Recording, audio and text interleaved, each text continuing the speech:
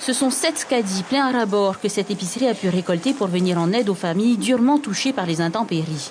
Une collecte proposée par le personnel de ce commerce est soutenue par la clientèle qui voulait participer à un projet de solidarité. Les caddies alimentaires, c'était une chose.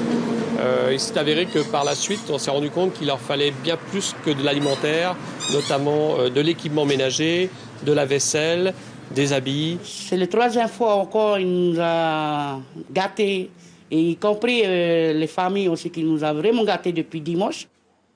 Sur cette table des denrées alimentaires issues des dons de l'épicerie, une aide fortement appréciée, d'autant que ces familles relogées en urgence dans une salle omnisport ont subi non seulement les inondations, mais aussi le pillage de leur maison.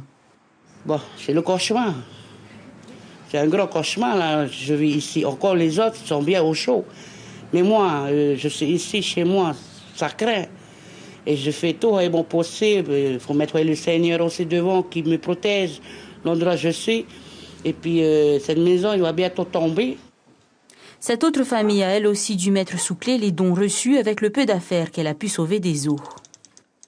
On était logés à la salle Omnisport et puis voilà, tout le monde est venu visiter. Quand on a réintégré nos maisons, c'est là qu'on a constaté que on nous a pris des trucs qui n'est pas abîmés, comme par exemple les boom blasters, les ordis, que nous on a mis en hauteur, tout ça, voilà, beaucoup de vols.